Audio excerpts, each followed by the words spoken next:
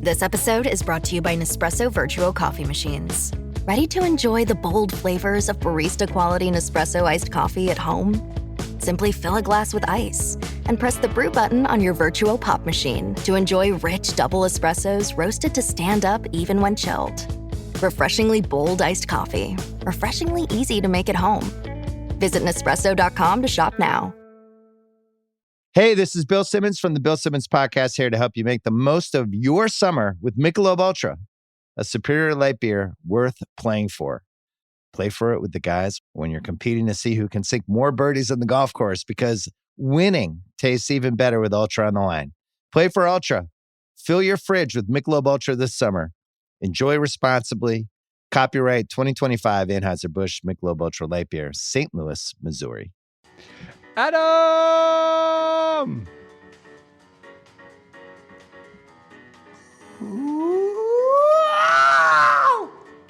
That's not my name. Oh. Okay, Travis. Yes. Guys, it's been I cannot believe this. I have PTSD. It's been 1 year that we've been doing this show. Yeah, it's our 1 year anniversary.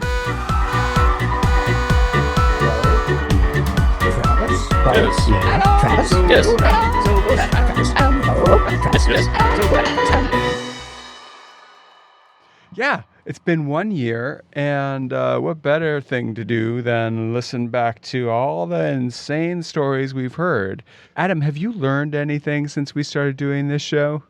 I learned to cry better. One of the things I've learned is how willing people are to really tell stories, in some cases that are not so easy to talk about, because they feel comfortable, because they're in a shame-free zone. And boy, we are pretty shame-free. We're also shameless, but we're pretty shame-free here. True. Travis? I've learned that there are scams for everything just under the sun at this point. Yeah. I guess that's pretty much my takeaway, too. I mean, the three of us have been scamming each other for an entire year now. Yeah, but that's very different, and I've gotten used to it. So I just have a whole different bank account and financial thing that I have going on outside of stuff you guys know about. So that's because Kenneth the Bear has been stealing fruit and vegetables for you and selling them at outrageous prices now that food prices have gone up. So at the farmer's market, yeah, he's a real scoundrel. We should just make a Kenneth the Bear t-shirt, I think. KTB. First there was Cozy Bear, then there was, what's the other bear? There's BTS, we have KTB. What are those things? BTS, the pop rock group from Asia. BTS. Please. They just went on hiatus, though, so forget those guys. What are the bears? We could do, first there was Cozy Bear, then there was Fancy Bear. Fancy Bear. But they were nothing compared to Kenneth the Bear.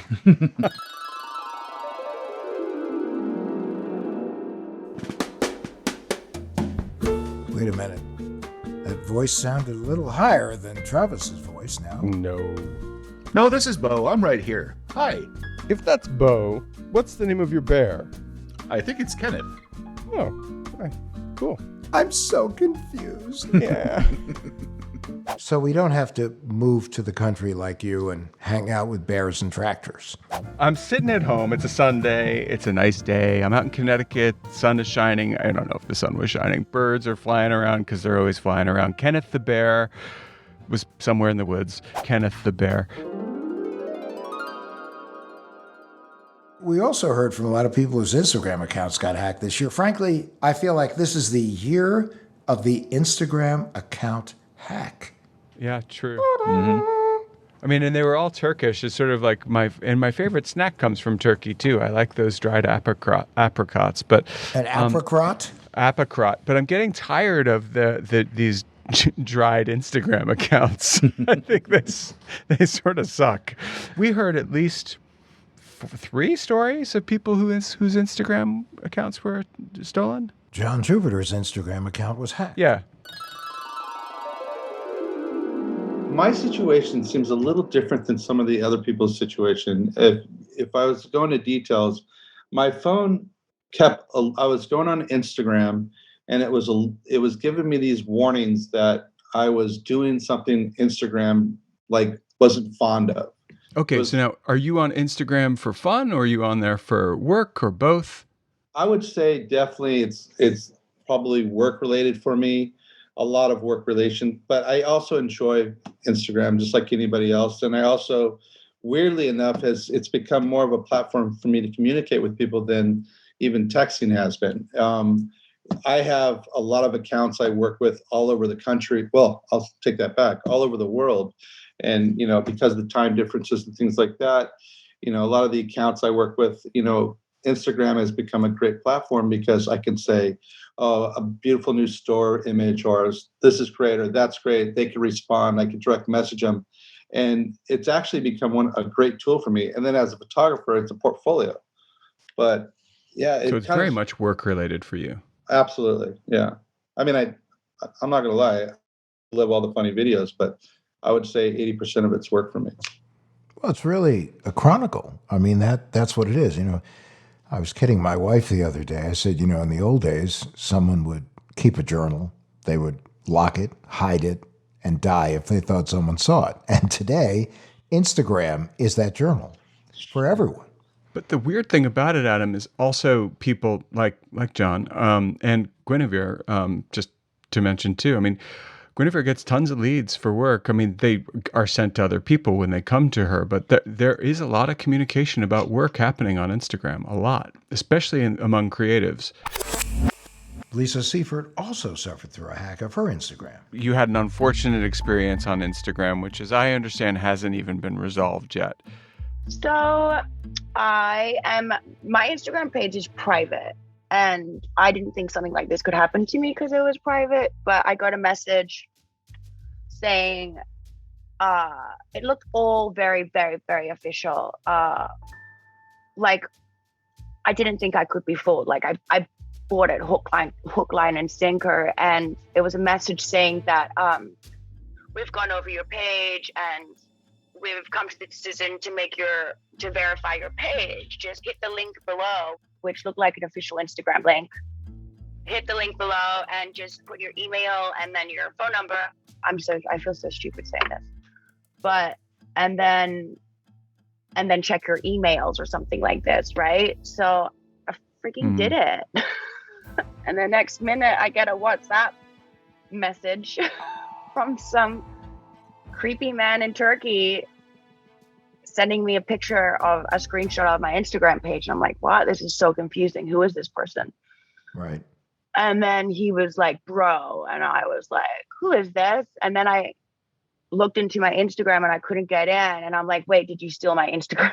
And he's like, yeah. That's pretty straightforward. And like anytime I would. Well, at least he was direct. He was very direct. And anytime I tried to like recover it, because you can like, hit a button to recover your email or something like this and change the password, it would just straight go to his email and his phone number. We're familiar with the hack.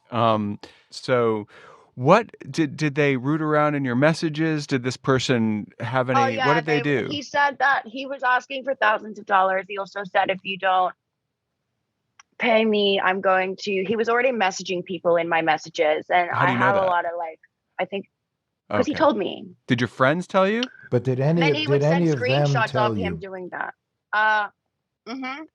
One did he message you, Beau? No, right? Yes, he messaged me. That's how I knew you got hacked. But he was saying anyone that had the blue tick, the verification or whatever it's called. Sometimes people send their phone numbers, or sometimes people, I don't send explicit pics to anyone. You can just Google me. No, I'm just kidding. They're not explicit. But I would never do that for this reason, in a way, and he was threatening to release personal information and stuff. But were there explicit pictures in there, not yours, of other people, or? Yeah, over the course of years, of course, there's, dummies that do that. I still think the one that stuck out to me the most was having Dan Adute's story about getting hacked by a middle schooler. That was funny. That was pretty priceless. You're here today to tell us a kind of a very interesting story, and we're all ears on this one. So tell us how this all started. Okay, so couple of years ago, I had some friends coming over for dinner, and I was gonna go cook for them because, as you guys know, I'm a big foodie. And I'm driving back from the supermarket, and I suddenly start getting all these emails. Hey, just confirming you're trying to change your LinkedIn password. Just confirming you're trying to change your Google password. Just confirming you're trying to change your Facebook password. And I get these emails once in a while, and I always think it's someone just fishing for a password, so I just ignored it, right? And then I got home, and I'm cooking, and my buddy Matt Goldich texts me, and he says, hey, I think your Twitter has been hacked.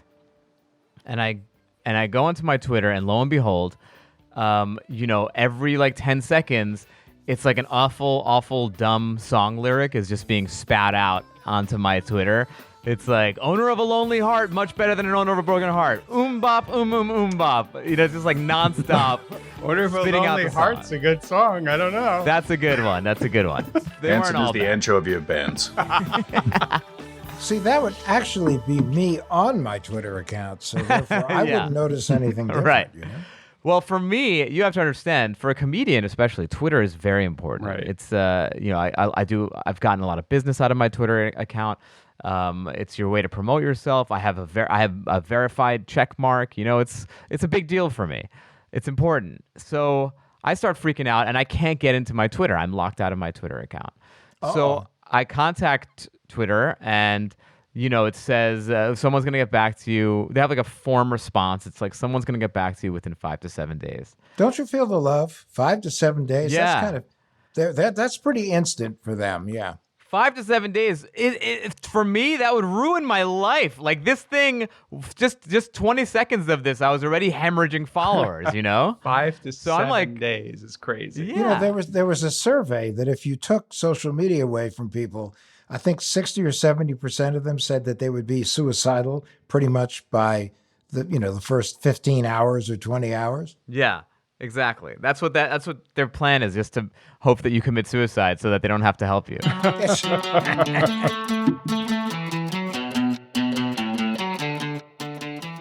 So I'm freaking out. I'm like, what am I going to do here? And I get a call from an unknown number, and I'm assuming it's Twitter. And so I pick up. I'm like, hi, this is Dan. And I hear on the other line, yo, is this Dan Dude? I was like, yeah, who's this? He's like, yo, hey, what's up, man? It's me. I'm your hacker. And I was like, what? He's like, yeah, I'm the guy who's got your Twitter. Okay, is this like an old guy, a young guy? Young guy. And I'm like, how? What do you mean? I was, and he just didn't say anything. And I was like, well, can I get it back? And he's like, yeah, that's why I'm calling you, so we can, figure out like something that works out for both of us. And I'm like, oh my God, you're extorting me for my Twitter account? And he's like, whoa, don't use that word. It's not extortion. I just want you to pay me money, and then I'm gonna give you your Twitter account back. It's a creative partnership. So creative partnership that's gonna cost you like $10,000. That's what I'm thinking. I'm like, holy cow. Well, first of all, I'm like, all right, before we get into the contract negotiations, how do I know the person that I'm on the phone with right now is the person who's in control of my Twitter? It was Adam. And he goes, oh, that's a good question. Hold on one second. And he starts typing, and I hear typing. Uh-huh. And he goes, yeah, it looks like your password for everything is Trek11111. True story? True story. Oh. And I'm like, oh my God. And look, here's the thing. It's very jarring to have someone, repeat your secret password to you, to hear it out loud in the world. USAA knows dynamic duos can save the day, like superheroes and sidekicks, or auto and home insurance. With USAA, you can bundle your auto and home and save up to 10%. Visit USAA.com/bundle. Bundle savings are off total premium, not available in all states or in all situations. To qualify, auto policy must be active prior to property policy issue, subject to change. Restrictions apply. Membership eligibility and product restrictions apply and are subject to change. USAA means United Services Automobile Association and its affiliates, San Antonio, Texas. With a major selection of the looks your kiddos love starting at just $4 in the Walmart app, a new school year means a stylish new them. Who knew? Find skater skirts and Crocs that say, I'm casual but cool. Sparkly sneakers that say, it's my classroom, you're just learning in it. And preppy polos that say, I'm the teacher's pet, even if they're mommy's menace at home. Find their favorite styles starting at just $4 in the app. The Walmart you thought you knew is now new. Well, we also had a lot of dating scams. Mary White got catfished on a dating site by someone pretending to be a well-credentialed doctor who was setting up a hospital overseas. This is where it gets tricky, you guys. Okay, this is when you gotta really get your antenna up.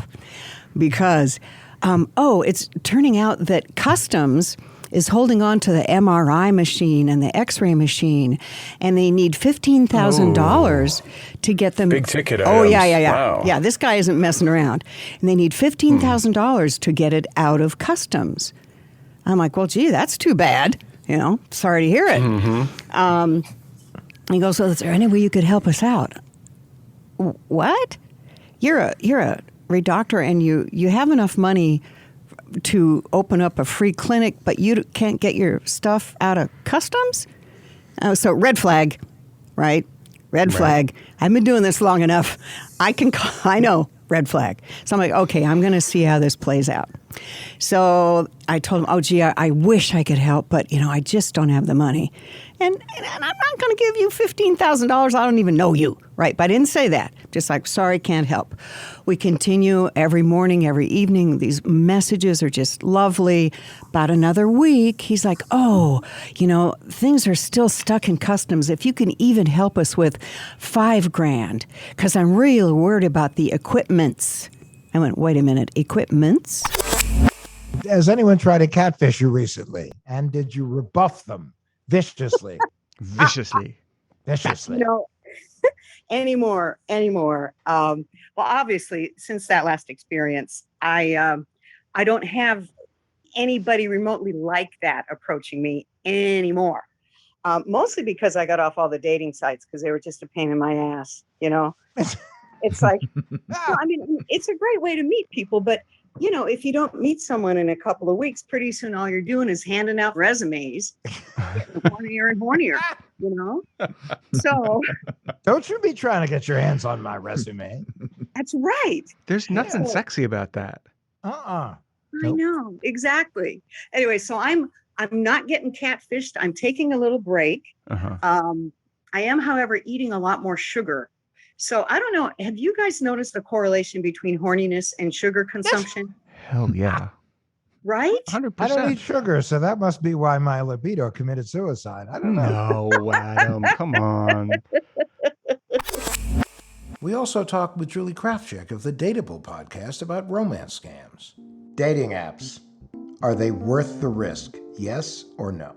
I absolutely believe they are. And again, I've met my partner on dating apps. I've met multiple partners on dating apps. I think you just need to be smart about using them. And like we said, when something feels too good to be true, like second guess it and then look out for some of these signs. Like you can also even do reverse image searches, and there's other ways to see if this person is valid.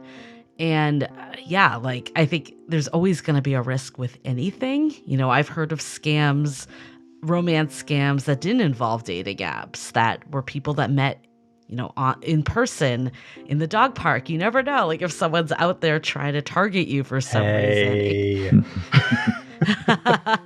It can happen anywhere though. So yes, it might be more prevalent on dating apps, but I really don't want people to feel discouraged to use dating apps because of this. We just need to be smarter about how we use them and not having tunnel vision and believing the fairy tale all the time. Being realistic.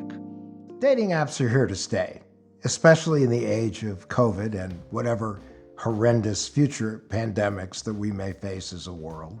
So the question is, within that which exists, this universe, as opposed to the universe of our yearning youth. Okay. Then I would say go slow. What advice would you give? Go slow. I would say go slow. And if somebody wants to go faster, go even slower. Then there was Angela's dating app story. I get a video. He sends me a video that's not even the pictures of the guy that in the profile. So, and somebody else, and the person is talking, and no, the person is lip syncing. Like the voice didn't match what, like, I don't know who the video was of. The video was not of him. It was of somebody else. I don't know who it was, but it wasn't even like the voice wasn't. It was almost like subtitles. It was almost like when your movie is dubbed into another language. Some of my favorite movies in Chinatown in the 80s were like that.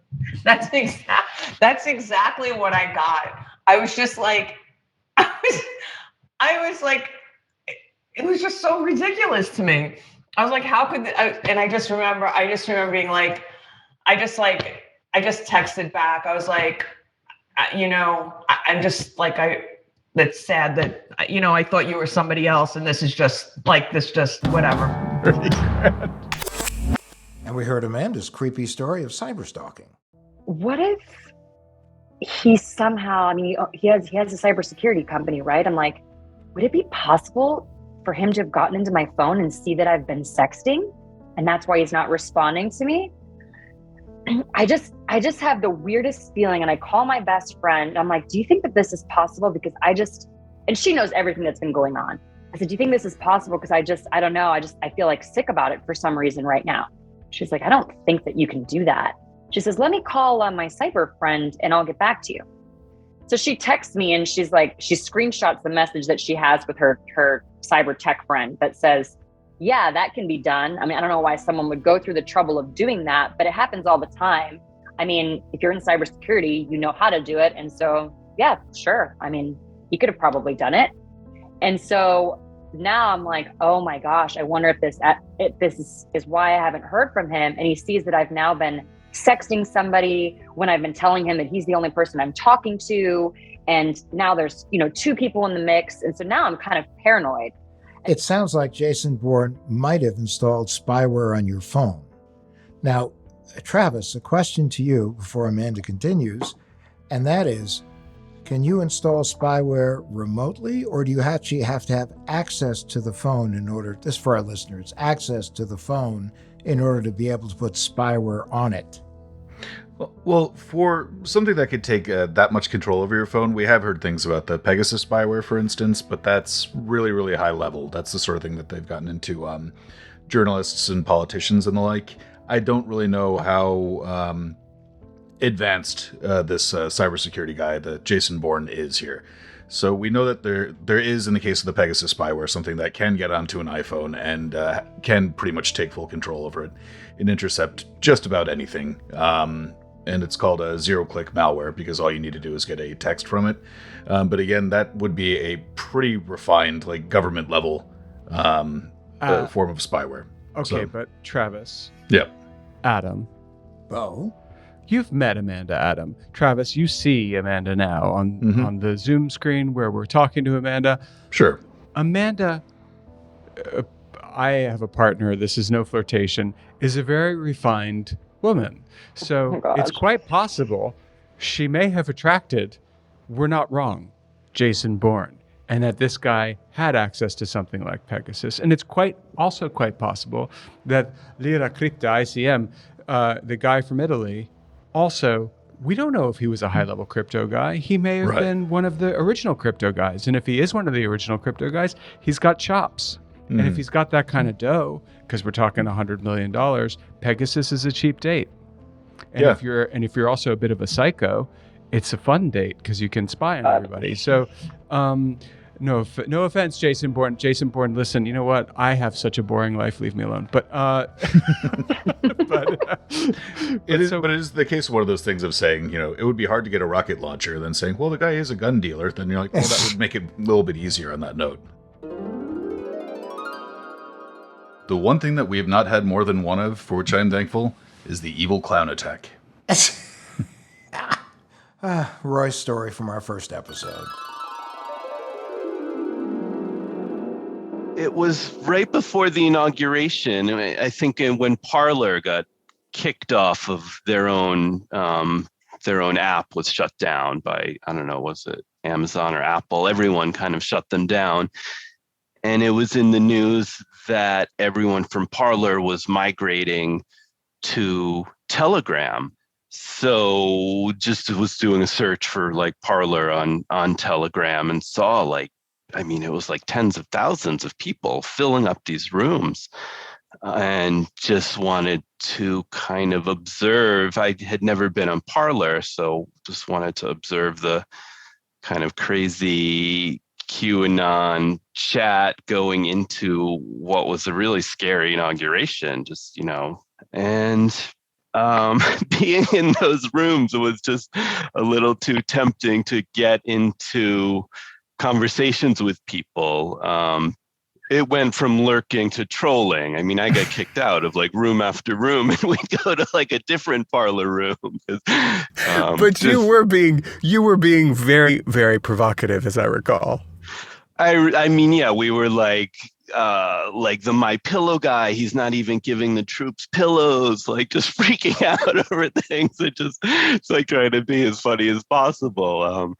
And then they'd out us.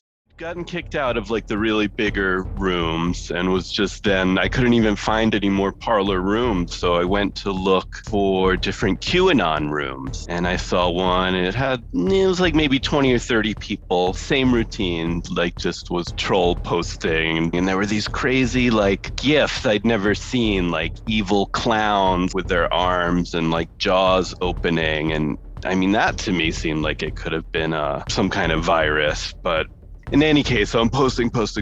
They're like, yelling back at me, this or that. Then all of a sudden I see a picture posted, and it was a picture of me that doesn't exist on the internet. That's like only on my phone and my computer. You spending any more time trolling Trumpies and anti-vaxxers? No, after that, never again. I'm not antagonizing any QAnoners or... no more evil clowns then. Yeah. I did have some weird charges on a credit card, but I don't think it was QAnon related. Did you buy a Trump shirt or something? What was it? It was Sam's Club. What is that? Is that like a Costco or something? It's something I don't belong to. Yep. And there were like 3 $49.99 charges in a row. Now it's that sounds like a pretty typical somebody got your credit card number scam. Yeah, they sent me a warning thinking I get double charged, and I was like, I don't even belong to Sam's Club. No, but I do thank you for letting me use your credit card when I went over there. And the T-shirts are great. Yeah. We've neglected to tell you that you remember I was on that Telegram thread with you trolling the QAnon people. Yeah. But I was actually there hacking your computer so that Adam could get your credit card number so that he could spend $49.99 at Sam's Club. 6 months later. Yeah, that's how it works. You do it later so that they can't tell.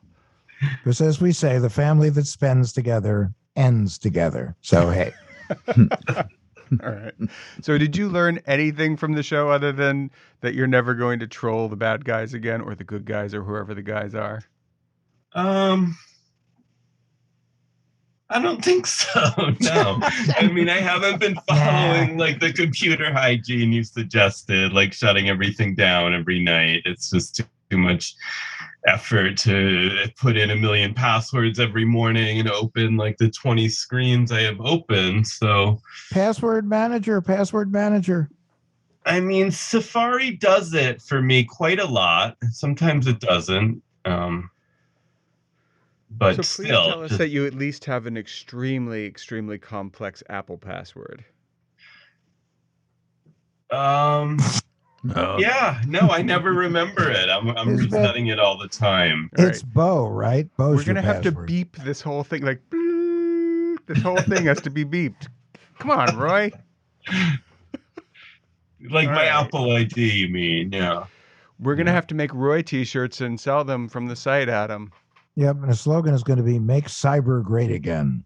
Yeah, or don't be like Roy. Roy. That's right. Well, Instead of like that. As long as I'm not antagonizing the QAnoners, it seems like I'm pretty safe out there. Like They just, pretty much antagonize themselves, so I wouldn't, Well, no, but I'm going to put a bet down now. Roy, first of all, thanks for coming. It is nice of you to come and drink sarsaparilla with us on your work day. But I want to just put a chit on the table. Excuse me. He's going to come back as a guest. We're going to get another good story. Oh, without question. 100%. Travis? Yep. Sounds like it. I'm surprised that we haven't had more. I mean, just I think it's worth remembering though that steganography, whether it's a roof lizards, clown, roof lizard, yeah. But at any rate, the steganography attack, that's a real thing, and I'm actually kind of surprised we haven't heard about more of those.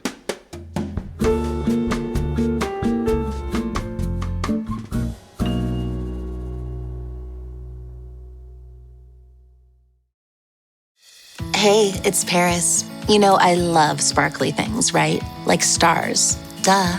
And thanks to Hilton and AutoCamp, I just slept under them. Picture me, serving looks by the fire outside my luxurious Airstream, making s'mores with the kids, while a national park is our backdrop. The great outdoors meets Hilton hospitality. That's hot. Explore all the new ways to stay at Hilton.com. Hilton for the stay. This episode is sponsored by Friskies, who would like to tell your cats hi. Now, if that didn't get your cat's attention, there is one thing that always does the trick. Just pour some Friskies crunchy food in the bowl and you'll hear those paws come running. Works every time. With so many Friskies choices, you can always bring your cats running from their secret napping spots. There's always more to explore. See for yourself at friskies.com or visit your local store. We've also had a fair number of experts on the show.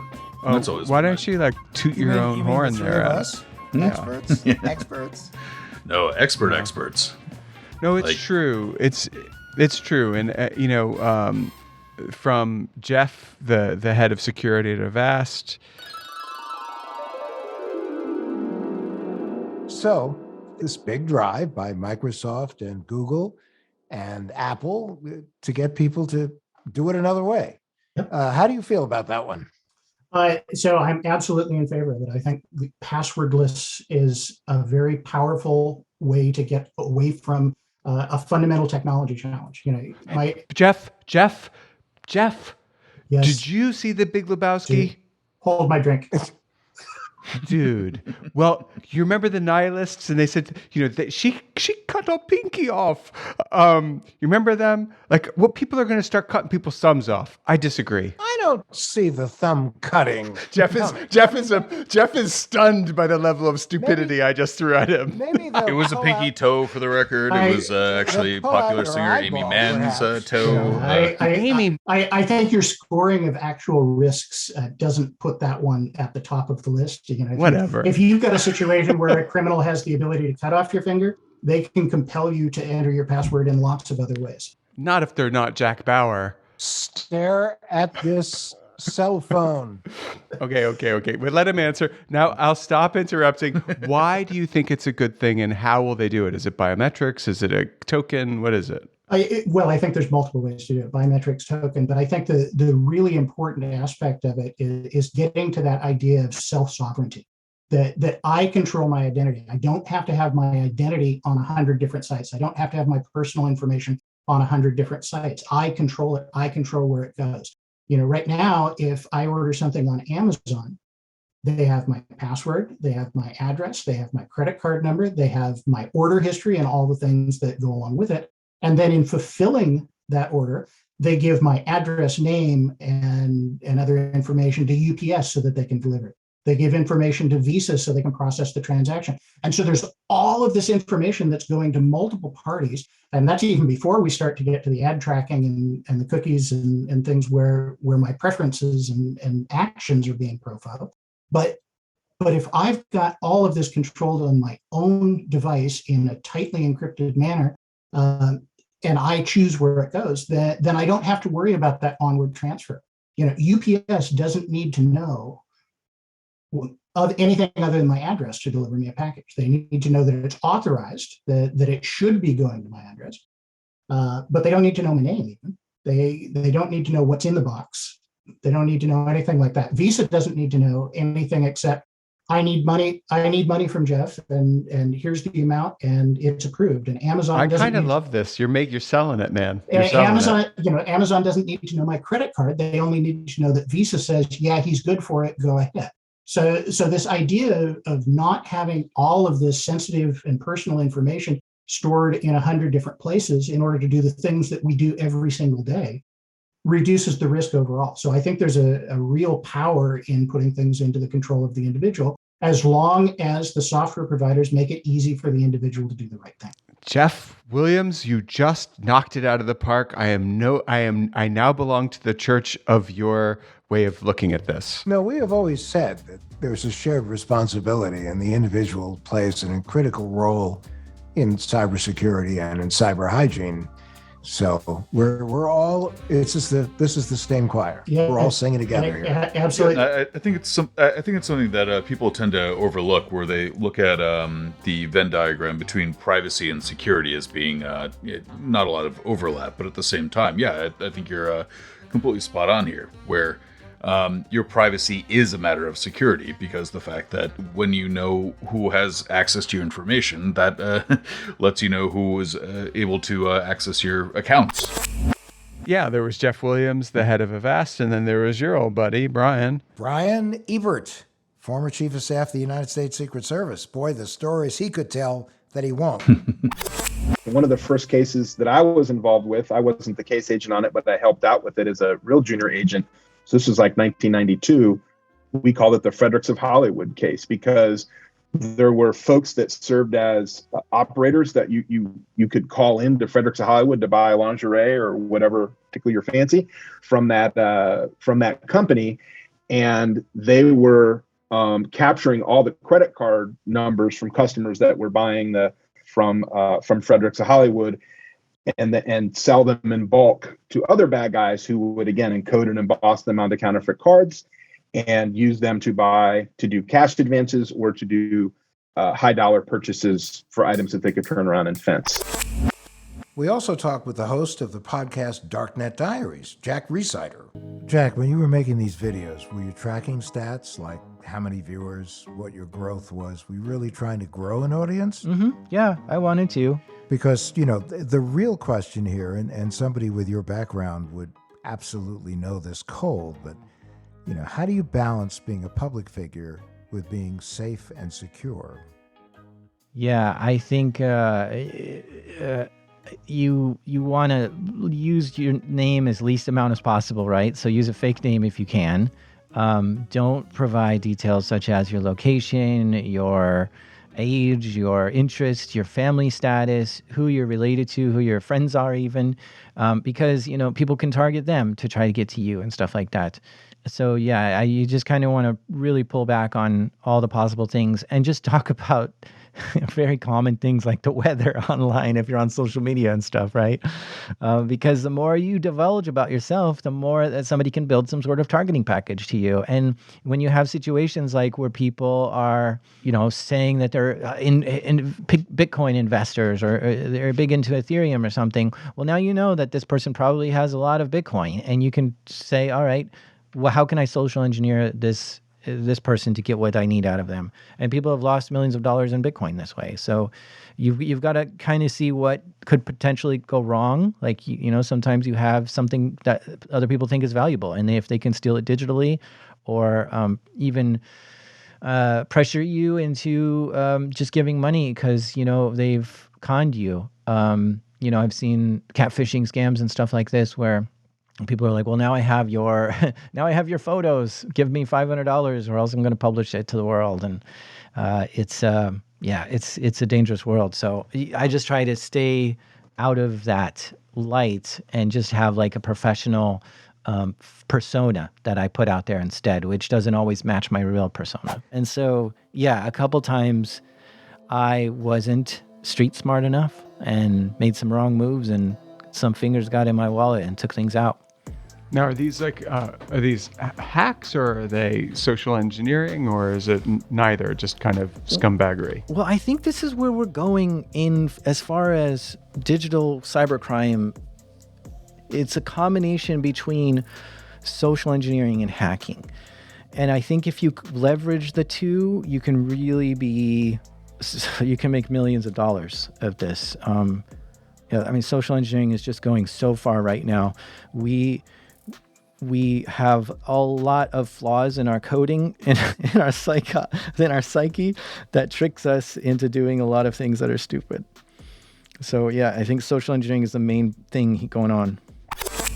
And we learned about social engineering from Jordan Harbinger. I imagine this whole experiment taught you a lot about how people react in these type of scam situations. Yeah. What were some of the things you learned that have really stuck with you? So there were a couple of things that I used that worked almost every time. In rapport, if you disclose first, other people will open up. And those are like trust triggers. So if I say, oh man, I'm afraid to go work out there. I'm going to be all alone. I don't know anyone in Indiana. What am I going to do? I feel like maybe I should just stay in California. And the person would say, I also am pretty lonely out here. I'm not getting along well with my significant other. And, it'd just be great to have somebody in the office that I can relate to, because everybody's so left-brained. And I'm like, this guy's basically telling me stuff that he would not want anybody at his office to know, and certainly wouldn't want his family to know. And now he's, of course, going to trust me with something else that is not shareable, right? And so it shifts when you disclose first and you're using rapport. It shifts from someone violating a policy that they should know better to helping somebody in need. And also, the other takeaway is people go, I would never fall for that. Bear in mind, I'm getting 1 or 2 nuggets from each person, and then I'm backing way off. We might be talking about McDonald's Filet-O-Fish for the next 2 weeks, 2 or 3 messages back and forth after you gave me your office phone number or the project type or where the test thing is that you're located at and you feel isolated from your family. That kind of stuff was gold. And then you didn't want to just dive in and keep doing more and more and more. Maybe a spy would, but also I think a spy actually might back off and say, this person trusts me. If I dig even more, their BS detectors might go off, and then they're going to be like, uh-oh, what am I doing? And the list goes on. It's been a fun year, I have to say. Agreed. Let's play round robin. What you hope to get from a guest this year. I go first because I'm Bo. I want to hear a story about a hack that occurred because an employee snuck in malware on a USB drive and intentionally infected a network. That's the story I want to hear. That is very specific. We haven't heard that story yet, and I love stories like that. I love them. So in other words, we have to line up nuclear engineers from an Iranian facility. No. It could be like a shoe store. I don't care. But the idea being that it happened with a hardware attack is what I want. I want to hear about like a bad employee doing a hardware attack. And obviously I don't want to hear from the bad employee. So if you think I'm going to get on the show by doing an attack on my company, you're just going to jail. I want to talk to somebody who experienced the attack, to be clear. I actually want to have a heart-to-heart conversation with a real live, no kidding, not so white hat hacker to get their perspective on things. Can we pay like we not so ethically offered a hacker who was trying to scam me money to come on the show, and he declined. Thomas just wouldn't do it. Thomas Davis. That's right. TD so I don't to his friends. I don't know if we're going to make that happen, Adam, but that is actually, I take it back. Adam's wish is also mine. Travis? I'd really like to be able to talk to someone who's experienced a hack from a foreign government. Ooh. Because so many of the things that we talk about are scams, and it's not to say they're all the same. I mean, every story's been different, but they tend to follow a lot of similar beats to one another. Maybe I could get Vladimir Putin to come on. He would be the perpetrator, though. He's not busy right now, so we could talk to him. So if by any chance you're any of the people we just described, and you know who you are, please get in touch with us. We would love to hear from you. We would love to have you on the show. We don't have to identify you. We don't have to have you use your real voice. I mean, you can be anonymous. We won't even try to hack you. Speaking of which, if someone from Anonymous would like to come on the show, we'd like to have them too. That would be fun. 100%. Yeah. Or if you've had any hacks or scams happen to you, we'd love to have you on and hear your story. In fact, if you're someone who tried to get gasoline for under $7 a gallon, we'd like to hear from you as well. So if you want to submit a story idea for the show, you should just send a dog over to Adam's house with the idea tied to its collar. And Adam loves dogs, especially if they look like scorpions. If you have a story and you want to tell it to us, go to adamlevin.com. There's a huge banner there, and it says, "Tell us your story." And if you click it, you're not going to get malware. You're just going to get a form, and you're going to get to tell us the story. And we really do read everything that comes through that form. So. No, we don't. Travis does. Yeah. Listen, everyone who's listening, everyone who has listened, and everyone who's dreaming about the possibility of listening to What the Hack with Adam Levin one day, because we are your destination for enlightenment. Wow, would you get on with it? Okay. Anyway, I really want to thank everybody. It means an enormous amount to me, to my wife, to my child, to my unborn children. He's doing it again. Adam! What? Sorry. Take your Adderall and stay on task. To everyone who's listening and everyone who's been supportive of us and given us wonderful reviews and ratings. Wow! Just say thank you. Can you just say thank you? All right. Everyone who has can't do listened it. to this show, I want to say thank you, thank you, thank you. This has been a terrific first year. I've had a ball. I hope you've enjoyed this show, and I look forward to entertaining you more, enlightening you more, inspiring you more in the year to come.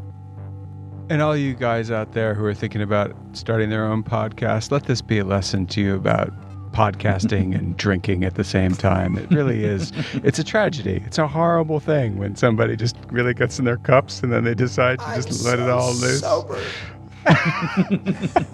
I just want to join you in saying, yeah, it has been totally fun, and I look forward to another year of fascinating stories. Thanks to everyone who's tuned in to listen to us. We hope you've enjoyed it half as much, at least, as we've had making the show. Bye-bye. Bye. Once in a lifetime, there comes a moment, a wonderful moment when ratings take your hand. And this is our moment, our once in a lifetime. I need ratings, please. Ratings.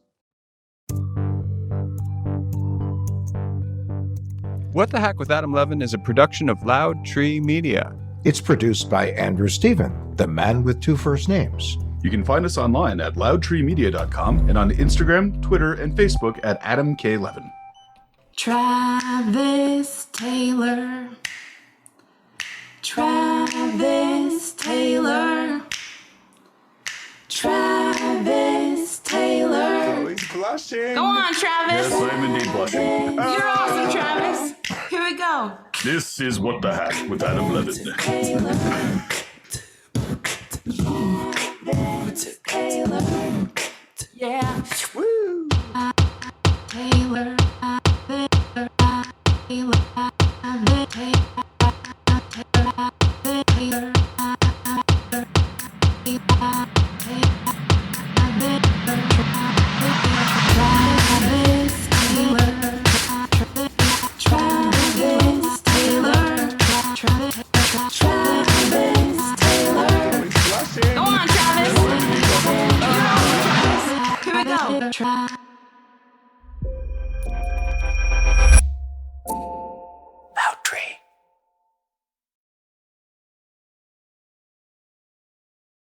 Behind every empire are the people history tried to forget. Lost Roman Heroes tells the stories of the remarkable characters who shaped Rome from its mythical beginnings to its final fall. Each episode blends armchair storytelling, sharp historical insight, and a bit of humor to bring these lost figures to life. From generals to scientists, from rebels to empresses, from priests to politicians, these lost Roman heroes have one thing in common. They stood up for civilization when the bad guys threatened, and in doing so, they changed the course of human history. If you're into history that's vivid, surprising, and deeply human, this show's for you. Behind every great meal is a person with a story to tell. Hear them on Culinary Characters Unlocked, the podcast that reveals the lives behind the food. Hosted by me, David Page, Emmy Award-winning journalist and creator of Diners, Drive-Ins, and Dives, as I talk with everyone from culinary legends to mom-and-pop standouts about the creativity, grit, and passion that shape the food we love. Follow Culinary Characters Unlocked on Apple Podcasts, Spotify, or wherever you get your podcasts.